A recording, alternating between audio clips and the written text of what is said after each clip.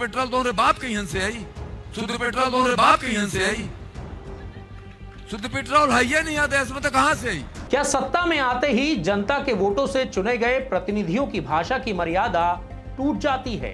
क्या जनता E20 petrol से खराब हो रही गाड़ियों पर सवाल उठाएगी तो देश के सांसद उनसे यही कहेंगे कि शुद्ध पेट्रोल तुम्हारे बाप के घर से आएगा?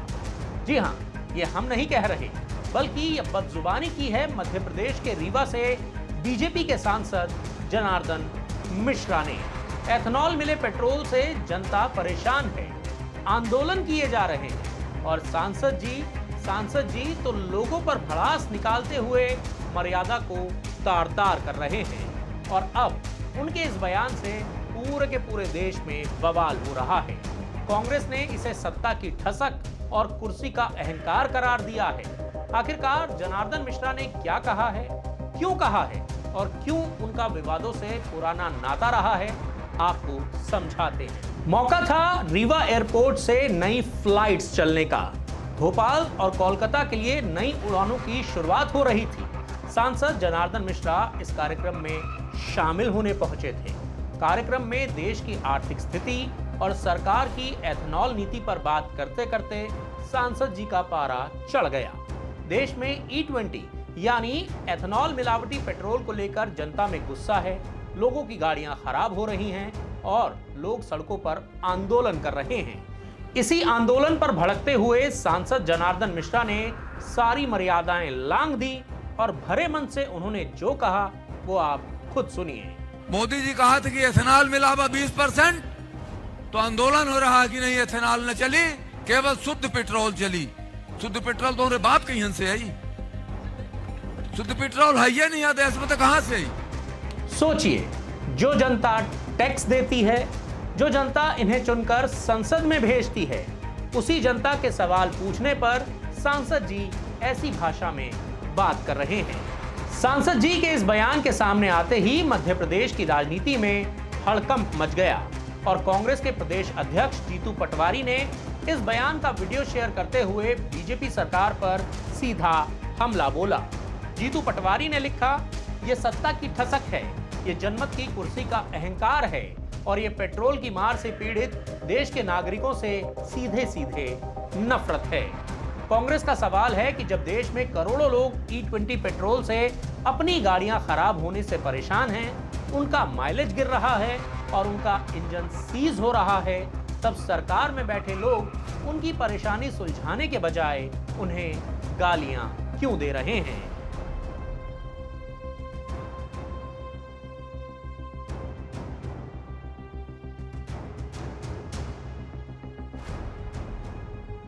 वैसे आपको बता दें कि जनार्दन मिश्रा के लिए इस तरह का बयान देना कोई नई बात नहीं है। रीवा के सांसद का विवादों से बहुत पुराना और गहरा नाता रहा है। उन्होंने शराब को लेकर एक बयान दिया था। शराब सिर्फ लड़के ही नहीं, लड़कियां भी पीती हैं। नशा तभी रुकेगा जब माँ बाप बच्चों के साथ बैठेंगे। इतना ही नहीं, पानी पर बयान को लेकर भी बवाल हुआ था। जनार्दन मिश्रा ने पानी की किल्लत पर कहा था, चाहे शराब पियो, गांजा फूको, लेकिन पानी बचाओ। मोबाइल की लत पर बयान देते हुए भी जनार्दन मिश्रा की जबान जो है वो फिसल गई थी। उन्होंने कहा था कि आने वाले समय में पति पत्नी के रिश्ते मोबाइल केंद्रित हो जाएंगे और बच्चे भी ऑनलाइन ही पैदा होंगे। तो कभी अफसरों को जिंदा गाड़ने की धमकी देते हैं, तो कभी जनता पर ही अपनी भड़ास निकाल देते हैं। यानी जनार्दन मिश्रा का ये स्टाइल ही बन चुका है, काम कम और बड़बोले बयानों से सनसनी ज्यादा फैलाना। लेकिन इस बार उन्होंने सीधे देश के आम नागरिक की मेहनत की कमाई और उनके आत्मसम्मान पर चोट की है। एक तरफ देश का आम नागरिक पेट्रोल के नाम पर भारी भरकम दाम चुका रहा है, तो दूसरी तरफ नेताओं की ऐसी बदजुबानी सुनने को मिल रही है। क्या लोकतंत्र में वोट देने वाली जनता के साथ ऐसी भाषा बोलना सही है? क्या बीजेपी अपने इस बड़बोले सांसद पर कोई कार्रवाई करेगी या फिर यह मान लिया जाए कि सत्ता का नशा अब नेताओं के सिर चढ़कर बोल रहा है?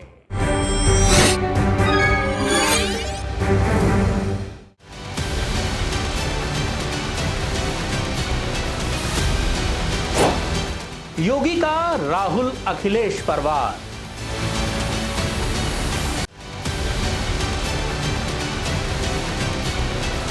पुराने तीरों से नया निशाना साध रही सरकार। पूज्य योगी आदित्यनाथ जी महाराज की और ये गुरु गोरक्षनाथ जी महाराज की। शांति, सुरक्षा और कारोबार का सहारा।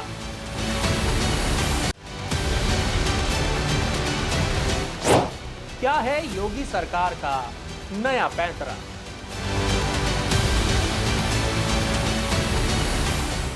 क्या उत्तर प्रदेश में चुनाव नजदीक आते ही सरकार अपनी 10 साल की नाकामियों को छुपाने के लिए 15 साल पुराने मुद्दों का सहारा ले रही है?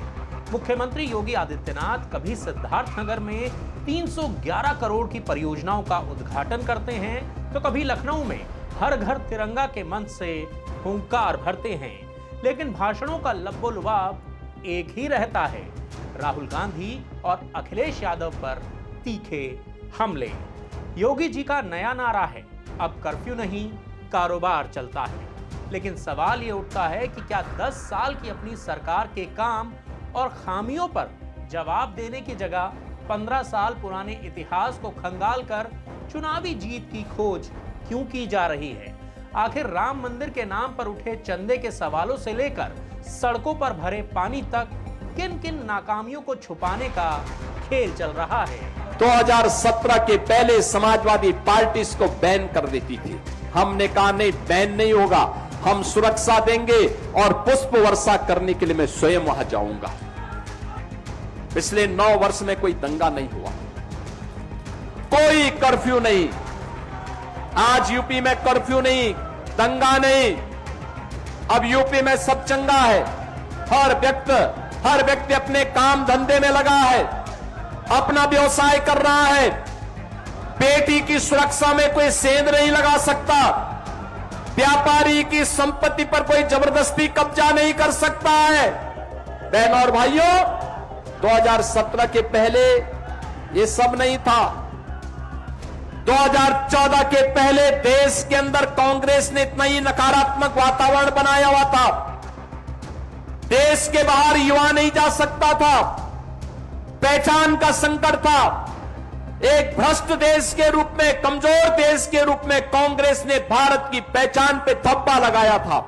योगी आदित्यनाथ जब जब मंच पर आते हैं, उनका पूरा का पूरा फोकस 2017 के पहले के दौर पर चला जाता है। वो कहते हैं कि पहले कांवड़ यात्राओं पर रोक लगती थी, दंगे होते थे, और अब शांति है, सुरक्षा है और कारोबार है। लेकिन जानकारों का कहना है कि ये पुराने तीरों से नया निशाना लगाने की कोशिश है। जब भी विपक्ष रोजगार, महंगाई, पेपर लीक या प्रशासनिक बदहाली पर सवाल उठाता है तो जवाब में 15 साल पुरानी सरकारों के कारनामे गिना दिए जाते हैं। योगी जी सीधे सीधे राहुल और अखिलेश से पूछते हैं कि आपने युवाओं के लिए क्या किया, लेकिन सवाल यह है कि जनता आज के 10 साल का हिसाब मांग रही है, ना कि 15 साल पुराने अतीत का। इस पूरे सियासी हमले के पीछे का सबसे बड़ा एंगल है अपनी खामियों पर पर्दा डालना, यानी कि अपनी नाकामियों को छुपाना। हाल के समय में अयोध्या राम मंदिर निर्माण और जमीन खरीद में कथित चंदा चोरी और घोटालों के आरोपों ने सरकार और ट्रस्ट को पूरी तरह से बैकफुट पर धकेल दिया है। जब जब विपक्ष ने आस्था के नाम पर हुए चंदे के पैसों में हेराफेरी पर सवाल खड़े किए, तब तब सत्ता पक्ष ने चर्चा का रुख मोड़ दिया। राम मंदिर के नाम पर हुई इन कथित गड़बड़ियों का जवाब देने के बजाय सरकार ये नैरेटिव बनाने में जुट गई है कि विपक्ष तो राम विरोधी है। अपनी ही नाक के नीचे हुए इन विवादों पर चुप्पी साधना और सारा का सारा ध्यान विपक्ष की पुरानी खामियों पर मोड़ देना क्या अपनी बड़ी नाकामी को छुपाने की सोची समझी रणनीति नहीं है? जरा यूपी के जमीनी हालात पर नजर डालिए। हल्की सी बारिश होती है और प्रदेश के बड़े बड़े शहर तालाब में तब्दील हो जाते हैं। नालियों का पानी लोगों के घरों में घुस रहा है, सड़कें धंस रही हैं, ड्रेनेज सिस्टम पूरी तरह से ध्वस्त हो चुका है। लेकिन प्रशासन का पूरा ध्यान कहां है? प्रशासन का ध्यान है हेलीकॉप्टर से कांवड़ियों पर फूल बरसाने में। फूल बरसाने में कोई बुराई नहीं है, लेकिन जब जनता बुनियादी सुविधाओं, गड्ढा मुक्त सड़कों और साफ पानी के लिए तरस रही हो, तब मीडिया में सिर्फ फूलों की बारिश दिखाकर शहर के डूबने की खबरों को दबा दिया जाता है। 311 करोड़ की परियोजनाओं के बड़े बड़े विज्ञापनों के पीछे जमीनी बदहाली को छुपाने की ये कोशिश अब जनता की समझ में आने लगी है। तो क्या 10 साल की अपनी कमियों को छुपाने के लिए विपक्ष पर हमला करना और 15 साल पुराने अतीत को दोहराना ही चुनाव जीतने का फॉर्मूला बन गया है? क्या कर्फ्यू नहीं कारोबार का नारा देकर राम मंदिर चंदा विवाद और बदहाल बुनियादी ढांचे जैसे सवालों से बचा जा सकता है? आपको क्या लगता है? क्या सरकार को अपने 10 साल के कामकाज के रिपोर्ट कार्ड पर वोट मांगना चाहिए, या फिर पुरानी सरकार की खामियां गिनाकर वोटर से वोट की गुहार लगानी चाहिए?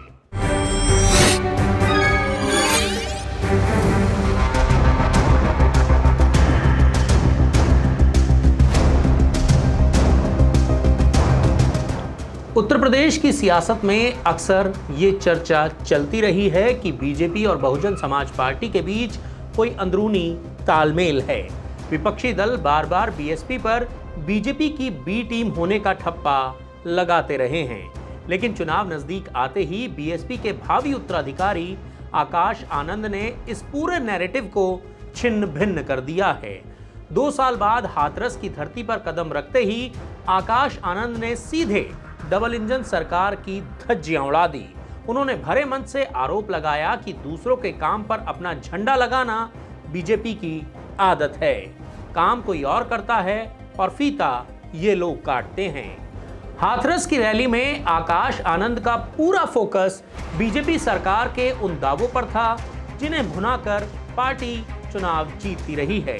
आकाश आनंद ने कहा कि डबल इंजन की सरकार का दावा करने वाली बीजेपी का असली काम बस इतना है कि योजना किसी और की हो, उस पर अपना झंडा लगाओ और फीता काटो।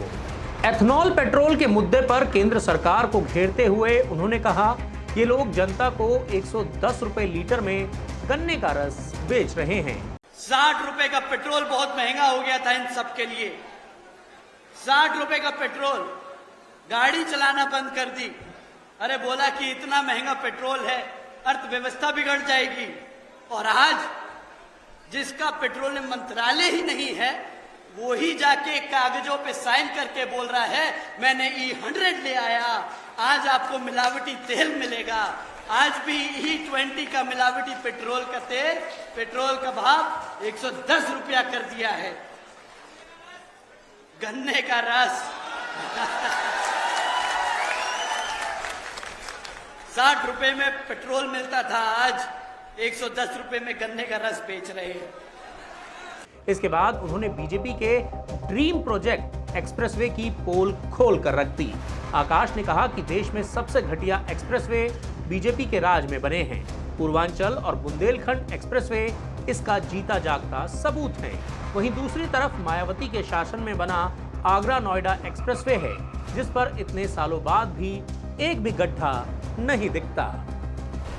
लखनऊ कानपुर एक्सप्रेसवे शुरू होने के 18 दिनों में ही 84 जगहों से ज्यादा उसमें धंस गया। 4,500 करोड़ से ज्यादा की लागत लगाई थी इन्होंने इस लखनऊ कानपुर एक्सप्रेस को बनाने में। और कहते हैं, मैं तो बस कह रहा हूं जो मैंने पढ़ा है, कि भाजपा के सांसद के भाई की कंपनी थी वो। अब जरा कोई सवाल उठाए इस बात पर, क्यों अब मीडिया में इस पे बात नहीं होती? क्यों कोई नहीं पूछता कि देश का सबसे महंगा और सबसे बेकार एक्सप्रेसवे भाजपा के नेता के भाई ने बनाया है? क्या वहां पर करप्शन की बू नहीं आती आपको? पब्लिक का पैसा अब नहीं लुटा क्या?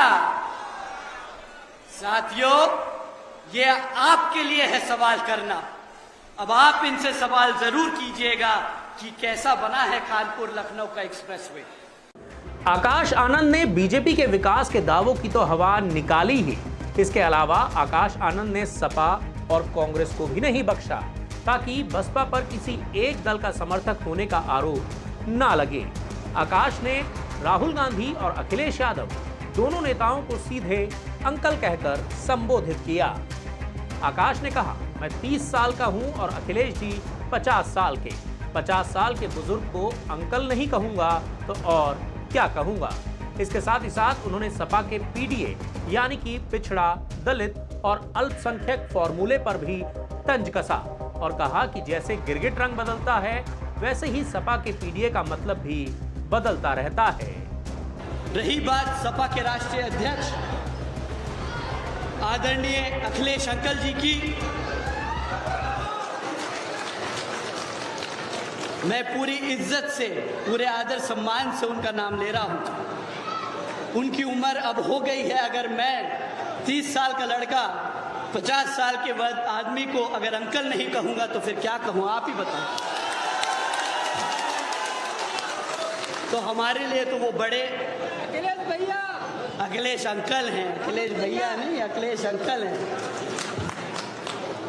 तो आदरणीय अखिलेश अंकल जी, तो उनका तो यही नहीं समझ आता कि वो अपनी पार्टी में पीडीए करते कह रहे हैं, परंतु कभी पीडीए का मतलब कुछ और हो जाता है और कभी कुछ और। अभी 1-2 दिन पहले ही आदरणीय बहन जी ने ट्वीट कर कहा कि हालात को देखकर जैसे गिरगिट रंग बदल देता है वैसे ही अखिलेश अंकल जी का पीडीए का मतलब भी कभी कुछ बदल जाता है, समय देखकर तो कभी कुछ बदल जाता है। अखिलेश यादव के बाद आकाश आनंद ने राहुल गांधी पर भी निशाना साधा।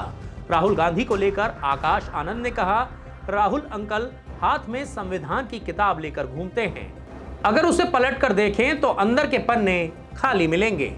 उन्होंने आरोप लगाया कि जिन राज्यों में कांग्रेस की सरकार है वहां पर भी वही काम हो रहे हैं जो बीजेपी यूपी में कर रही है। कांग्रेस पार्टी के राहुल अंकल हैं, वो आए दिन हर मौके पर बाबा साहब डॉक्टर भीमराव अंबेडकर जी की बात करते हैं, परंतु जिन प्रदेशों में उनकी कांग्रेस की सरकार चल रही है वहीं पर वो वही काम कर रहे हैं जो यहां भाजपा कर रही है। तो अगर गलती से भी अगर कांग्रेस को वोट पड़ गया तो ये वही हरकत करेंगे जो इन्होंने बाकी प्रदेशों में किया।